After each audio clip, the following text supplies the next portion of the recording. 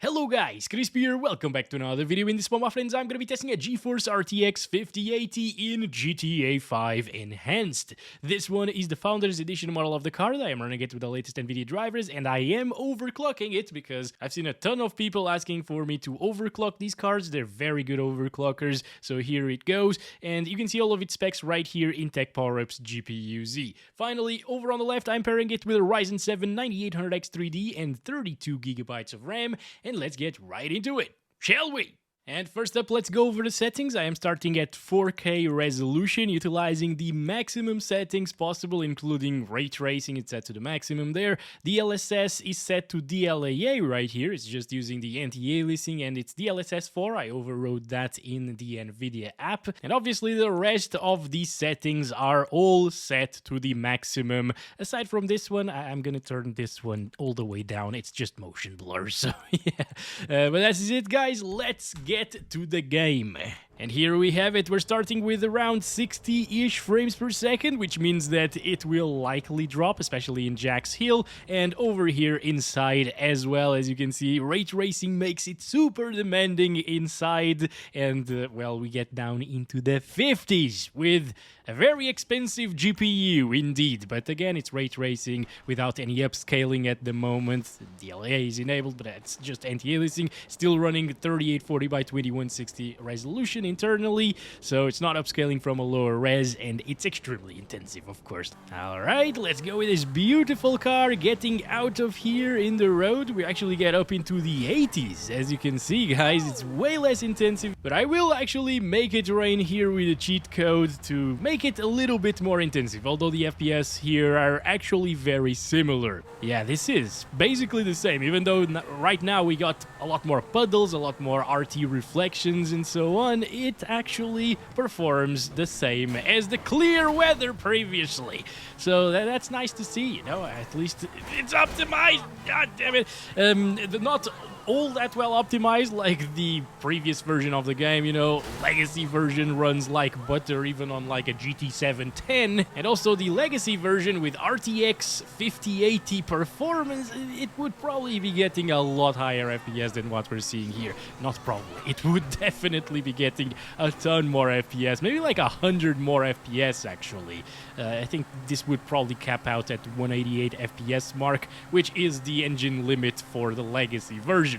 So yeah, we're losing a bunch of performance just to have that ray tracing, but if you want all of the bells and whistles, well, the Enhanced Edition is there for you to try that out. Alrighty, here we go. Jacqueline, how's it going?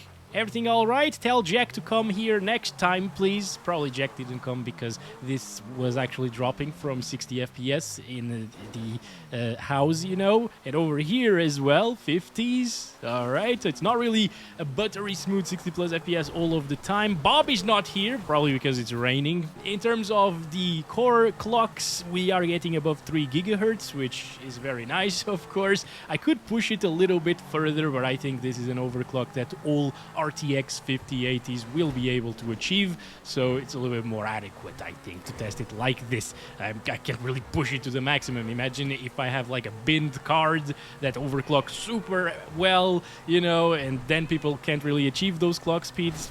Yeah, that's why I don't like to overclock in these videos in the first place, but once again, so many of you asked me to do it, and it makes sense because these OC so well, and some of the value of the 50 series, at least 5080, 5070 Ti, 5070, come from the overclocking, because at $1,000, which this card isn't priced at yet, it's MSRP though, this doesn't come close to the RTX 4090, for example, and the overclock actually closes the gap considerably. So yeah, it's a good thing to OC if you have one of these, and you probably are an enthusiast if you have 5080, so you won't really have a major issue with overclocking, and that's why I decided to include it here today. I'm gonna stop the rain here. Now we got some puddles everywhere already, and the clear weather looks so much nicer. Look at that, guys.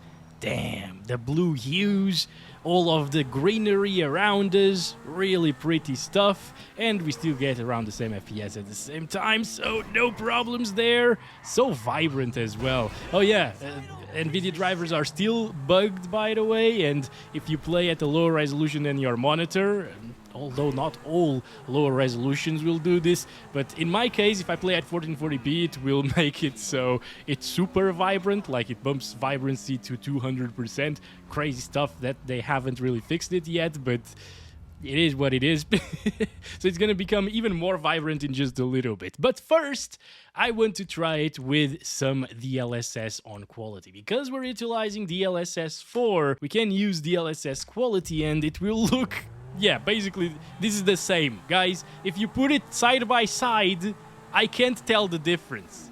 DLSS quality with DLSS 4 in this title looks the same as native resolution with DLAA. So this is exactly how I would play this game, because now we're getting 100+ frames per second all over the time. I don't even know how I didn't crash there. But yeah, DLSS not only gives you way higher FPS with the same visual fidelity, really sharp visuals here in this case of this game. In some other games like Oblivion, for example, that's not the case so much, okay? There is considerable difference there, but in this one, it's beautiful, guys. It's just as sharp as native res, even though it's running 1440p and being upscaled to 4K. So again, this is the way to play this game if you have an RTX 5080, in my opinion, because now the graphics are beautiful, the FPS are high, and it's a high refresh rate experience, basically. You can take advantage of your high refresh rate monitors, which I hope you do have if you have an RTX 5080. Wait, this car is way better. I want it. Get out. Get out. Thank you very much. Also, I saw someone saying that in a comment of the GTA 6 trailer reaction that I did, that the NPCs in GTA 5 look the same. The character models look the same. I mean, how? Do you have eyes? I'm sorry, like, this game looks good, especially for its age, and with all of the enhancements of the Enhanced Edition, and even the Legacy version on PC looks great. It looks almost the same as this, honestly, and performs way better. But there is no denying that GTA 6 is like a true, like, next-gen, double next, triple, quadruple next-gen title compared to this. Hello, Jack! Oh, beautiful! Good to see. Why would you do that? Buddy, are you okay? Wait, clear weather, guys. Does that mean that Bob is there? Maybe. Wait a second. Lowering down into the 80s instead of the 50s and 40s previously. Bob is not here, but we'll need to find Bob, by the way. But yeah, it's way smoother experience. It's always high refresh rate. Even the grass here with DLSS quality using DLSS 4 looks awesome. I can see shimmering, I can see pixelation. It's just amazing. Goodbye, Bob! Hey, we found him very, very quickly, guys. But yeah, when using DLSS 3, the version that comes with this game, if you don't override it, the grass would be super, super soft compared to previously, and noisy as well. And compared to DLAA, that is. And using DLSS 4 just fixes everything here. You can use quality again. It only loses a little bit on the reflection side of things. Everything else looks stunning. But what if you do have a 1440p monitor? Let's drop it down to that resolution. Go back to DLAA over here. And here we have it. This is it. 2560 by 1440. It's now applied. And... Wait, what is going on? Hello, lady. I'm so sorry. You can go in your car still if you want to. Okay. Yeah, she doesn't want to.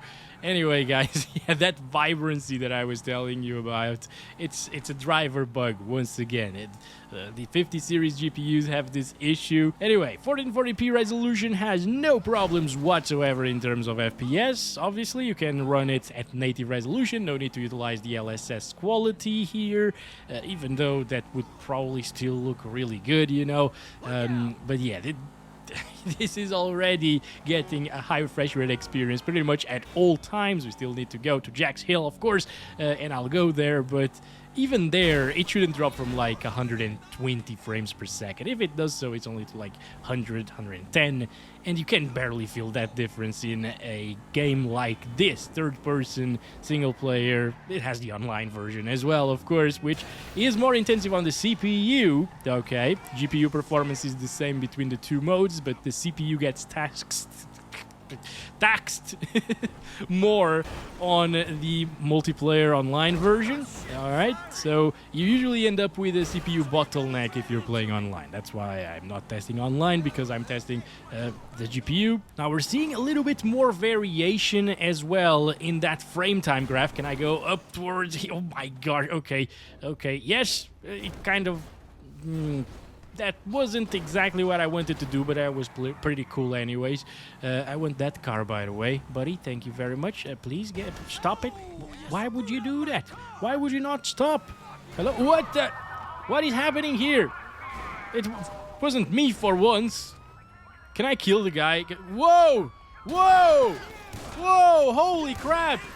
No, seriously, I helped you, guys! They were shooting at you! Are you kidding me? Now I'm the bad guy. They were shooting at the... I hope the NPCs in GTA 6 are way smarter. Because that was dumb.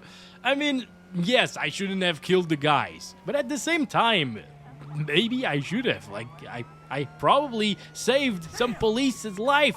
Oh boy, I think I'm gonna die. Nope, everything is fine. You know what?